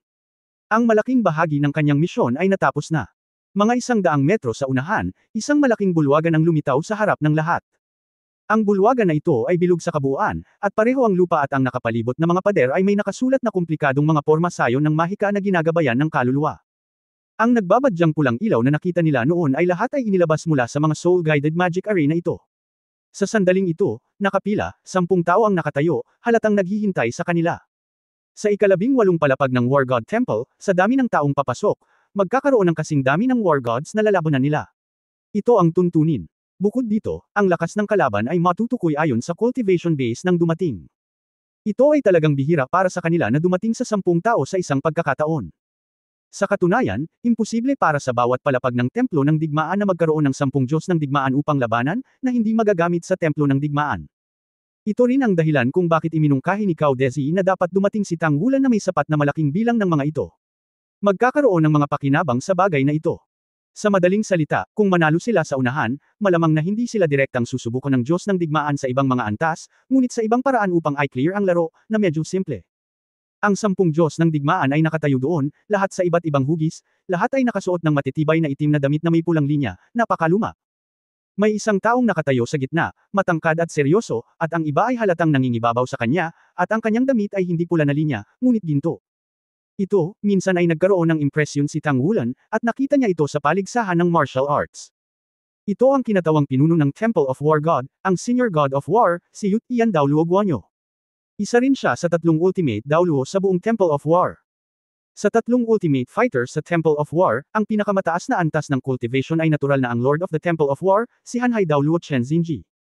Ang Yu Tian Daoluo na ito ay nasa pinakamataas na antas sa loob ng mahabang panahon, ngunit palagi siyang nananatili sa antas na parang demigod. Maaari talagang makapasok sa kaharian ng isang demigod. May gap pa rin kay Chen Xinji, ang Malajos. Gayunpaman, iyon din ang limitasyon Daoluo. Isa sa pinakamalakas na kapangyarihang panlaban sa kasalukuyang mundo, at kasabay nito, ang isang ito ay isa ring 4 na karakter na pinamagatang Daoluo. Nang makita siya, ang mukha ni Tang Wulan ay nagpakita rin ng paggalang, at 2 hakbang pasulong, "Hello, Lord Guan." Gaya nga ng sinabi niya, isiniwalat din niya ang kanyang orihinal na hitsura. Tila hindi nagulat si Guan Yu nang makita niya ang hitsura ni Tang Wulan. Sa halip, bumantong hininga siya, "Nandito ka naman. Bakit ka mag-abala?" Bumantong hininga si Tang Wulan sa parehong paraan, "Hindi ko maiwasang sumama. Pinilit ng Federation ang Tang Sect ko na ipahayag ang aking opinyon. Ngunit ang aking Tang Sect ay palaging nagpapanatili ng neutral na puso, at ang huling bagay na gusto ko ay digmaan. Higit pa rito, ang Shrek Academy ay katatapos lang itayo. Si Mingren ay hindi nagsasalita ng mga lihim na salita, at nakapasok na sa Temple of War God, kaya wala siyang balak na itago ang anuman. Umiling si Guan Yu at sinabing, hindi madali ang level natin. Ngayon ay maaari mo pa ring piliin na umalis. Kung hindi, hindi madaling umalis mamaya. Bahagyang ngumiti si Tang Wulan, ito ang kauna-unahang pagkakataon na nakarating ako sa templo ng mga Diyos ng digmaan. Ito ang lugar na lagi kong inaasam-asam. Kaya, gusto kong humingi ng payo sa mga Diyos ng digmaan. Ang mga mata ni Guan Yu ay kumikislap, at sinulyapan siya ng malalim na kahulugan, at sinabi, kung ito ang kaso, mangyaring hayaan ang Tang sect na makapasa sa ating level. Kung maaari mong talunin ang ilang mga gods of war, may ilan sa inyo na maaaring pumunta sa susunod na isa. Level. Kung hindi, mangyaring bumalik sa bahay.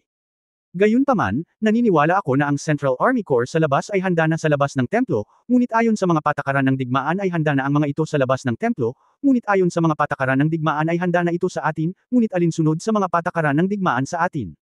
Ng templo ng digmaan. Naiintindihan ko ang mga patakaran. Salamat, Lord Guan, sa iyong paalala. Pagkatapos, magsimula tayo ngayon. Sabi ni Tang Wulan habang ikinakaway niya ang kanyang mga kamay sa kanyang mga kaibigan, at lahat ay tumabi. Nilaibot ng mga mata ni Tang Wulan ang lahat ng mga Diyos ng digmaan maliban kay Guan Yu. Walang alinlangan, ang pagiging powerhouse ng halalan ng Diyos ng digmaan sa templo ng digmaan, nang walang pagbubukod, lahat ay umiral sa antas ng title Daoluo. Ang bawat Diyos ng digmaan ay may sariling numero sa kanyang dibdib. Ang 10 Diyos ng digmaan, maliban kay Guan Yu, ay may kanya-kanyang numero.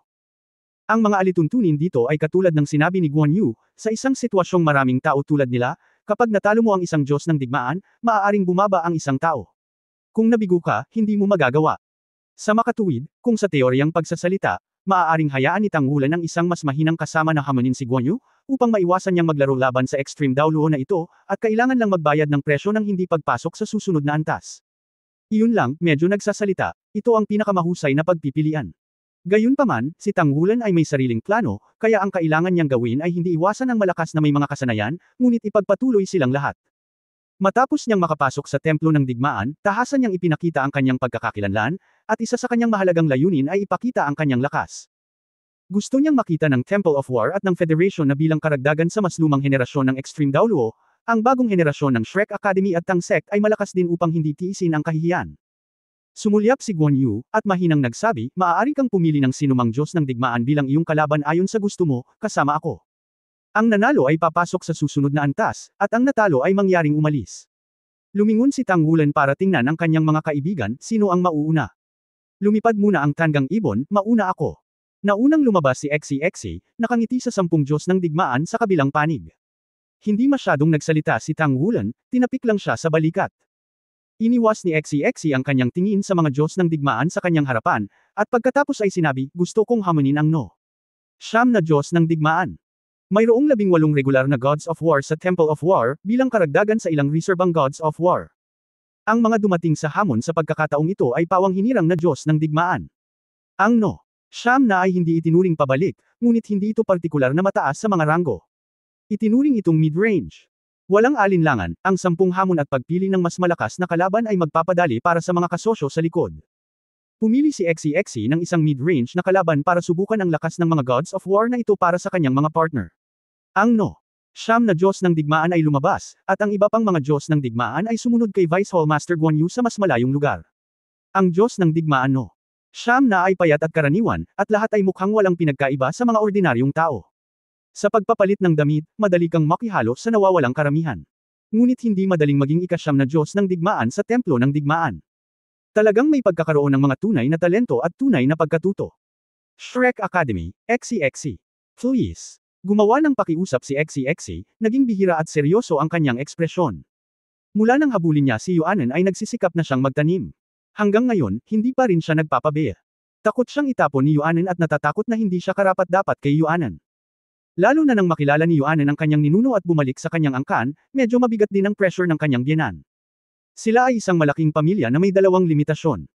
Higit pa rito, kahit bilangin mo ang matandang ninuno na marahil ay isang maladyos na antas ng kakilakilabot na pag-iral, ikaw ay isang maliit na pamilya sa iyong panig, at kung hindi ka magsisikap, paano ka magiging karapat-dapat kay Yuanen? Kaya, huwag mo siyang tingnan na tumatawa at nagbibiro, ngunit sa katunayan siya ay palaging nagsusumikap. Maging ang mga kasosyo ay hindi alam kung magkano ang ibinayad ni XCXC ng palihim. Si Yuanen Yahui lang ang nakakaalam kung gaano kahirap si XCXC na pagbutihin ang sarili. Kaya, hindi na niya sinasabi ngayon si XCXC, para lang hindi siya ma-pressure. Temple of the God of War, Ang ika-9 na God of War, Jiang Zhonheng. Title, Lei Yan. Mata Ray na sabi ng ika-9 na Diyos ng digmaan. Ang lahat ng tungkol sa kanya ay tila napakatahimik, ngunit sa sandaling ito ay nagbigay ito sa mga tao ng pakiramdam ng ulan at hangin. Bagamat matagal nang alam ng lahat sa Shrek na ang mga Diyos ng digmaan ay pawang mga powerhouse sa antas ng title Daoluo, ngunit kapag sinabi ng taong ito ang kanyang pagkakakilanlan bilang ang ika-9 na Diyos ng digmaan, nagbibigay pa rin ito sa mga tao ng nakakagulat na pakiramdam, lalo na dito sila ay kabilang sa the home of the Temple of War. Ang mga pattern ng liwanag sa lupa at nakapalibot na mga pader ay biglang lumabo ng kaunti, at pagkatapos ay lumitaw ang isang malambot na liwanag na kurtina. Nakatayo sa tabi ni Tang Wulan, kumikislap ang mga mata ni Ling Zichen, at bamulong siya sa kanyang sarili, ito ay dapat na isang kalasag na nabuo lamang ng magic circle na ginagabayan ng kaluluwa, nang walang anumang amplification device. Bagamat marami ring alam si Tang Wulan tungkol sa Soul Guidance Array, halatang mas masahol pa siya kaysa sa isang scientist na tulad ni Ling Zichen. Ibinaling niya ang kanyang ulo at nagtanong, ano ang pagkakaiba? Sinabi ni Ling Zichen, ang kaibahan ay makakamit mo ang ganoong kataas na lakas ng depensa ng hindi gumagamit ng amplification device. Napakaganda ng base material ng Soul Guidance Array na ito. Ito ay dapat na top alloy. Sa madaling salita, ang Temple of War ay isang kayamanan sa sarili nito. Tingnan mo ito. Well, ang kanyang Protective Soul Guidance Array ay dapat magkaroon ng external increase. Kapag ang internal energy intensity ay umabot sa isang partikular na antas, lalabas ang external na pagtaas, ang panlabas na protection ay lalabas. Biglang sinabi ni Tang Wulan, iyon lang. Ang templo ng digmaan ay may buong suporta ng Federation. Hindi nakakagulat na mayroong napakagandang mapagkukunan. Sinabi ni Ling Zichen, sa katunayan, ganoon talaga. Kung ang mga materyales na ito ay ibibigay sa akin, tiyak na magagawa ko ng mas mahusay. Oo, ikaw ang pinakamahusay. Hindi tatanggihan ni Tang Wulan ang mga salita ng taong ito para hindi siya komportable.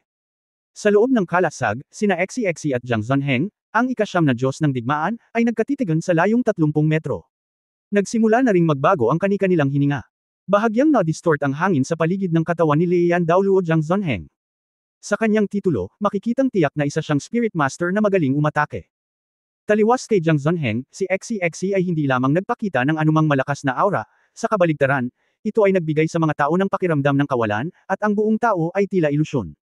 Sa mga Shrek 7 Devils, si Tang Wulan lang ang talagang nakakuha ng atensyon at pinag-aralan kung anong mga kakayahan ang taglay nila. Dahil siya lang ang pinaka-expose sa publiko. Ang iba ay napaka-low-key kumpara kay Tang Wulan. Sa makatuwid, kahit nasa templo ng digmaan, mayroong napakakaunting impormasyon tungkol sa kanila. Tungkol kay Xi, alam lang nila na ito ay isang war spirit master ng sensitibong uri ng pag-atake. Pagkatapos ng lahat, imposible para sa sinuman na makakuha ng impormasyon ng Shrek Academy. Hindi siya minamaliit ng ika-9 na Diyos ng digmaan na si Jiang Zhonheng dahil bata pa ang kalaban na nasa harapan niya. Maaari siyang maging Shrek 7 Devils, at siya ang ganap na mayabang sa mundo. Hindi mo ba nakitang nagawa ni Tang Wulan ang isang kaaway na bansa ng mag-isa sa Xingluo Empire? Parang may appointment, biglang gumalaw ang dalawang figure ng sabay. Nagkaroon ng dagandong sa mga paa ni Jiang Zhonheng, at ang kanyang buong katawan ay sumugod patungo kay Xi na parang kanyan, habang si Xi ay kumikislap sa kinalalagyan, naging isang ilusyon, at umiwas sa gilid. 5 lila at 4 na itim, 9 na spirit ring ang nakahanay ng maayos, na inilabas mula kay Jiang Zhonheng. Ngunit ang spirit ring sa katawan ni Xi ay nagpakita ng kamanghamanghang pakiramdam ng kagandahan. 7 itim at isang kulay kahel na ginto. 8 spirit ring ang pinakawalan. Ang Black Spirit Ring ay ang hindi gaanong kapansin-pansing kulay ng lahat ng Spirit Ring, ngunit ang Orange Gold ang pinakakahanga-hanga, tulad ng 7 Black Spirit Ring na humahawak sa buwan sa mga bituin. Sa isang Super Spirit Ring. Ang mga Gods of War sa Temple of War ay lahat ay may kaalaman, at natural na makikita mo kung ano ang ibig sabihin ng Orange Golden Spirit Ring na ito.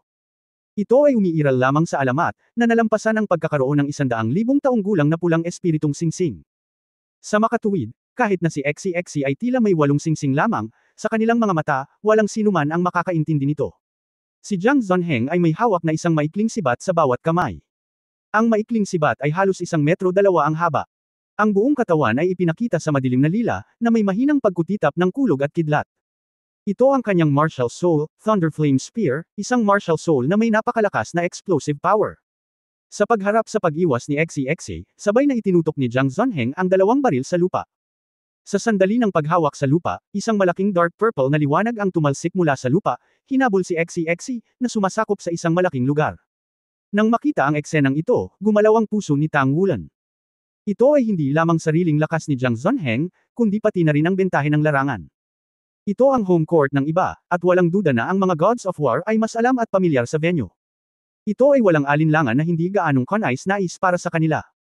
Ang lumilipad na katawan ni XCXC ay nakaunat sa hangin, lumingon ng bahagya, nagbabago ng direksyon sa himpapawid, at tumataas paitaas, umiiwas sa jet ng kulog. Ang pangatlong spirit ring ng katawan ni Jiang Zonheng ay kumikislap, at ang jet ng kulog na apoy ay nabago sa hangin, naging isang front arrow, kasunod ng pagbabago ng hugis ng katawan ni XCXC, at hinabol siya. Sa pagkakataong ito, hindi na maiiwasan si XCXC. Sa sandaling ito, niyugyug ni XCXC ang kanyang katawan, at ang kanyang figure ay biglang nahati sa dalawa, na parang nahati. Kasabay ng split, na kumpleto rin niya ang isang acceleration, sa hindi inaasahan at mapanganib na pag-iwas sa frontal Leian front arrow. Shock! Sabay ding nagdilim ang dalawang figure at naglaho. Ang magkabilang panig ay nasa isang pansamantalang nakakasakit na sitwasyon, ngunit ang bawat isa ay nagpapakita ng sarili nitong kabutihan. Nabunot ang Leian Spear, at ang kanang kamay na sibat ni Jiang Zonheng ay nakataas sa itaas ng kanyang ulo. Ang liwanag ng ikalimang singsing ng espiritu sa kanyang katawan ay kumikislap, at isang bilog ng dark purple na liwanag ang kumalat na may nakataas na lightning spear bilang sentro ng bilog. Ang ikalimang espiritong kakayahan, Leian Spirit Formation. Sa buong first layer hell field, biglang tumaas ang temperatura, at ang pira-pirasong kulog ay kumislap sa lumalawak na halo. Isa itong range type na spirit ability, na hindi direktang pag-atake sa sarili nito, ngunit maaari niyang lubos na mapataas ang konsentrasyon ng mga elemento ng kulog at apoy sa loob ng coverage area, at sa gayon ay nagbibigay daan sa iba pang spirit skills ni Jiang Zonheng na komprehensibong tumaas. At kapag ginamit dito, ang isa pang function ay ang paghahanap para sa invisible na XCXC tulad ng isang radar sa loob ng saklaw ng kakayahan ng espiritu. Ang bawat Diyos ng digmaan ay nakaranas ng maraming labanan, at nakakita sila ng maraming mga martial spirit tulad ng mga bituin, kaya kahit ano pa ang kakayahan ng kalaban, hindi sila magpapanik, at palaging may sariling paraan ng pagharap. Gayunpaman, ang ikinagulat ni Jiang Zonheng ay ang kanyang lightning flame spirit array ay sumaklaw sa halos buong venue, ngunit hindi pa rin niya naramdaman ang pagkakaroon ni XCXC.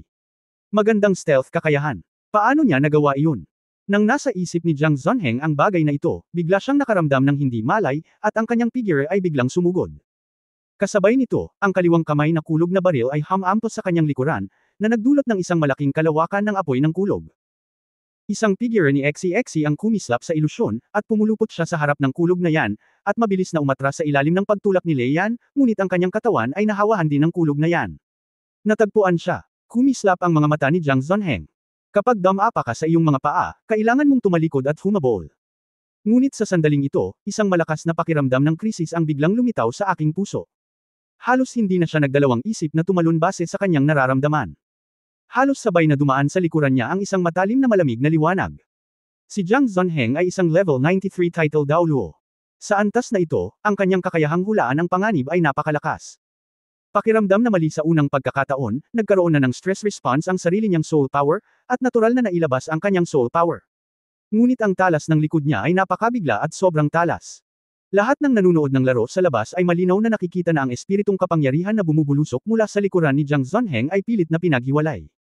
Lumipas pa rin ang malamig na liwanag mula sa kanyang likuran. Bagamat napakabilis niyang mag-react, punit-punit pa rin ang damit niya. Ang katawan ay pilit na pinilipit, at ang sibat ng kidlat ay tumama sa kanyang likuran. Kasabay nito, ang pangalawang singsing ng espiritu sa katawan ni Jiang Zonheng ay kumikinang, nag-spray ng malaking dami ng apoy ng kulog mula sa kanyang katawan, na naglalabas ng matalas na espiritong kapangyarihan na tumagos sa kanyang katawan. Pabaya pa rin, napaka-insidious ng batang ito. Habang si Jiang Zonheng ay natatakot sa kanyang puso, hindi niya mapigilan ang pagpawis ng malamig.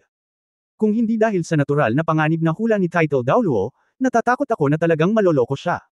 Walang alinlangan, ang dati niyang pag-atres at ang clone ni XCXC na nababalot ng apoy ng kulog ay pawang mga bitag na itinakda ng kalaban. Sa oras na ito, matagal nang nawala ang clone na tinamaan ni Thunder Yan, si Hong Fei Mingmeng. Sa oras na ito, muling nag-react ang bodyguard na si Thunder Yan, at muling nawala si XCXC, na umatake sa kanya mula sa likuran. Gayunpaman, may dalawa pang figure sa kaliwa at kanang bahagi, na umatake din sa kanyang katawan. Hindi lamang iyon, ngunit isang malamig na liwanag ang kumislap sa itaas ng kanyang ulo. Sa Title Daoluo level cultivation base ni Jiang Zonheng, hindi siya dapat nahiya na harapin ang isang maliksi na uri ng pag-atake ng War Spirit Master. Gayunpaman, si XCXC ay masyadong mabilis, napakabilis. At naghihirap siya dahil hindi niya kilala ang kabilang partido. Sa ilang sandali, si Jiang Zonheng ay nagmamadaling harapin ito. Ang espiritu ng kapangyarihan ng Thunder Flame Gun sa kanyang kamay ay ganap na sumabog, at ang buong tao ay parang isang bulkan na sumabog. Sa dagandong ng kulog, hinuranggan nito ang mga clone na umaatake mula sa lahat ng direksyon. Gayunpaman, nang mawala ang lahat ng mga clone, muling naglaho ang figure ni XEXE. Nakita ito ng ibang mga gods of war na nasa field battle at hindi nila maiwasang tumingin sa isa't isa. Sa halip, ano ang dapat nilang gawin kung makatagpo sila ng ganitong sitwasyon? Napakalakas ng Shrek 7 Devils. Ayon sa impormasyon mula sa Temple of War, ang edad ng Shrek 7 Devils ay dapat nasa 20s lamang, at tiyak na wala pang 30. Sa edad na ito, maaari siyang magkaroon ng ganoong cultivation base, at ito ay isa lamang sa kanila na hindi kilala. Ano ang mangyayari kay Tang Wulan na siyang pinuno ng 7 halimaw? Ang ekspresyon sa mukha ni Jiang Zhonheng ay nanatiling hindi nagbabago, ngunit nang si Lei Yan ay nagpapahinga, ang kanyang puso ay medyo galit pa rin. Walang alinlangan na siya ay dahado, at ang kanyang mga damit ay punit-punit. Bukod dito, sa laban ngayon lang, ang konsumo ng kapangyarihan ng kanyang kaluluwa ay tiyak na higit pa kaysa kay XEXE, na isa ng malaking kawalan. Pamagat Dao Luo vs. Soul Dao Luo, kailan ito kinailangan ng labis na pagsisikap. Gayunpaman, naunawaan din niya na ang martial spirit ng kalaban ay medyo masama, at kahit na ito man ay mental power o ang kanyang sariling spirit ability, hindi niya matukoy ang eksaktong lokasyon ng kalaban, na medyo nakakagulo. Bitawan ang battle armor para pahusayin ang sarili mong offense iba at defensive na mga kakayahan at sensitivity. Sa guardian ng battle armor, mas magiging mahirap para sa kalaban na basagin ang depensa. Gayunpaman, bilang ikasyam na Diyos ng digmaan sa Templo ng Digmaan, ang kanyang kalaban ay isang kontra lamang. Hayaan itong si Thunder Flame Dao Luo Jiang Zhonheng na manguna sa pagpapakawala ng battle armor, talagang ayaw niya. In the future, napakaraming kasamahan at Deputy Hall Masters ang manunood, kung bibitaw muna siya ng battle armor, hindi babiro. Sa kaso kung saan ang cultivation base ng dalawang panig ay halos magkapareho, sa pangkalahatan, kung sino ang unang pinakawalan ng espiritong katawan at battle armor sa labanan ng Soul Master ay karaniwang katumbas ng pagpapakita ng kahinaan. Tanggapin na hindi mo kayang labanan ang iyong mga kalaban nang hindi gumagamit ng mas matataas na kakayahan. Ito ay isang bagay na hindi matanggap ni Jiang Zhonheng sa kanyang puso. Biglang lumabo ang liwanag sa paligid. Nagmamadaling binawasan ni Jiang Zhonheng ang kanyang isip, kumislap ang kanyang mga mata, at ang kanyang dalawang sibat ay sabay na tumusok sa hangin. Sa pagkakataong ito ay hindi na siya ng ahas na maging pabaya. Nag-spray out si Lei Yan sa lahat ng direksyon, tinakpan ang paligid. Gaano man ka-invisible ang kalaban, naniniwala siyang sa ilalim ng kanyang all-round attack, hindi may iwasang maging invisible siya. Kahit gaano karaming avatar ang mayroon ka, medyo mas mahal ako at kinikilala ko ito, pagkatapos ng lahat, mayroon pa ring puwang sa cultivation base sa pagitan ng dalawang panig.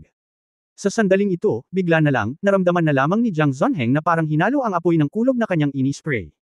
Mula sa lahat ng direksyon, ang matalim na aura ay agad na pumutol tulad ng isang matalim na talam.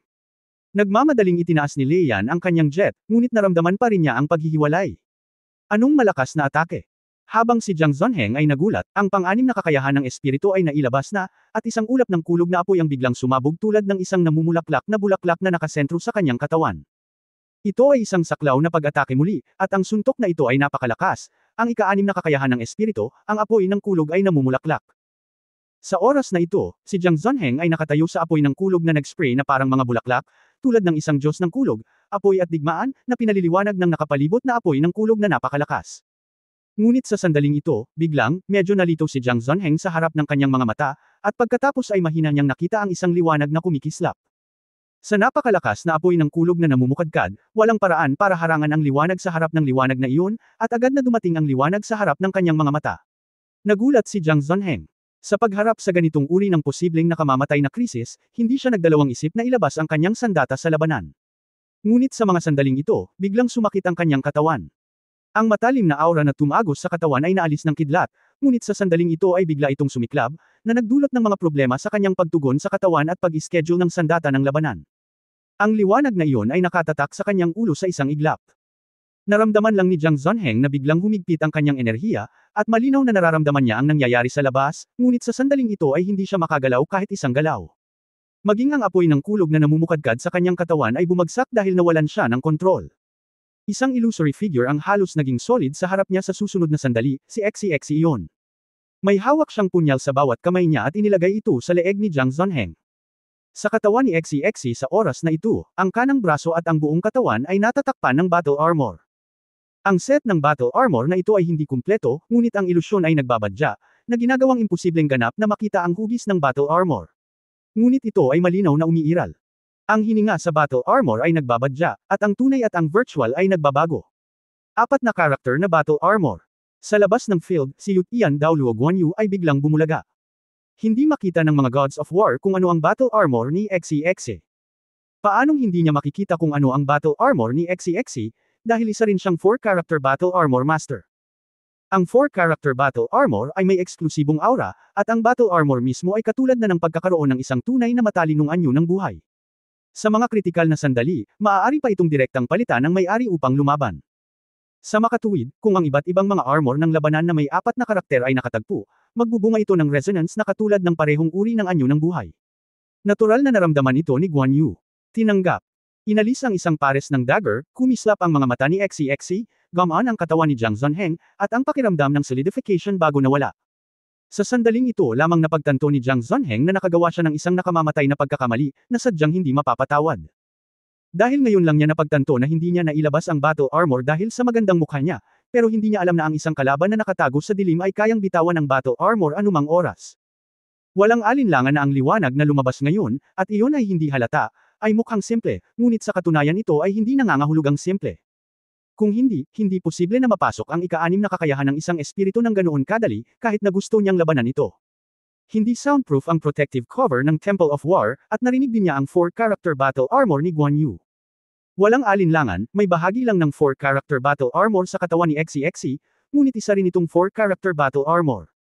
Sa pagtaas ng 4-character battle armor, ang soul power cultivation ng kalaban ay wala na sa kanyang sarili. Iyon pa rin nung inilabas niya ang 3-character battle armor.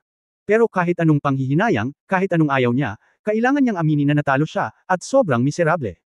Yung tipong nakakahiyang fiasco. Ano ang ilaw na iyon? Iyon ang ika-8 espiritong kakayahan ni XEXE. Kahit sa harap ng kanyang mga kasama, halos hindi na niya ipinakita ang ika-8 kakayahan ng espiritu. Sa pamamagitan ng mga tinek. Ito ay isang nakakatusok na tinek sa pagbabago ng panahon at espasyo, at ito ay imposibleng bantayan. Kung si Jiang Zhonsheng ay may kahit man lang 3 character na battle armor sa kanyang katawan noong panahong iyon, kaya pa rin niya ang bahagi ng kanyang kapangyarihan, ngunit tiyak na nakalkulan ni XEXE ang kanyang lakas sa pag-iisip, at nakalkulan niya na hindi madaling gamitin ng kalaban ng battle armor. Ngunit walang pag-aalinlangan si XEXE. Ginamit lang niya ang pakiramdam ng kalaban na kasisimula pa lang ng labanan, at kailangan ng lahat ng karagdagang tukso. Agad niyang ginamit ang pinakamalakas niyang atake. Hindi lang ito ang kanyang ika-8 espiritong kakayahan, ngunit ito ang pinakamalakas na kakayahang kontrolin ang espiritu ni XEXE. Bukod dito, sobrang lakas din ng pagkasira ng dumaraan na tinek mismo.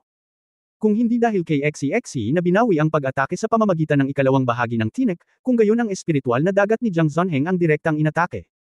Ito ay malamang na mag-iwan sa kanya ng permanenteng trauma. Ang mga tumutusok na tinek sa ilalim ng amplification ng 4-character battle armor, lalo pat hindi handa, kahit na may kumpletong battle armor defense, maaaring hindi ito mapigilan ni Jiang Zhonheng kapag ginamit ito ni XEXE ng harapan. Ang mga Diyos ng digmaan sa templo ng digmaan ay solemn na at tahimik. Sa panig ng Shrek Academy, iba-iba ang mga ekspresyon ng bawat isa, lalo pa ang kanilang mga kalaban, maging sila ay hindi makapaniwala na si XEXE ay nanalo ng napakabilis. Tumingin si Tang Wulan kay XEXE na bumalik, at biglang naalala na sinabi sa kanya ng banal na espiritu na si Daoluo Yali kamakailan. Sa oras na iyon, sinabi ni Yali kay Tang Wulan na si XEXE ay gumawa ng malaking pag-unlad kamakailan, at kung ito ay patuloy na pananatilihin, ito ay malamang na maging ang pinakasensitibong pag-atake sa mainland sa hinaharap. Sa oras na iyon, naisip ni Tang Wulan na ito ay higit pa sa pagpapalakas ng loob ng kanyang ina kay XEXE. Si XEXE mismo ay naroon din, at hindi man lang siya naglakas loob na sabihin ito. Ngunit ngayon tila ito ay malamang na hindi isang pagmamalabas. Hindi pa naaabot ni XEXE ang titled Daoluo level. Nagawa nitong talunin ang No. Siyam na Diyos ng digmaan sa templo ng digmaan. Higit sa lahat, natuklasan ni Tang Wulan na si XEXE ngayon ay iba sa dati. Noong lumalaban siya dati, may mga routine pa rin siya, pero ngayon parang medyo nababago na ang paraan ng pakikipaglaban niya.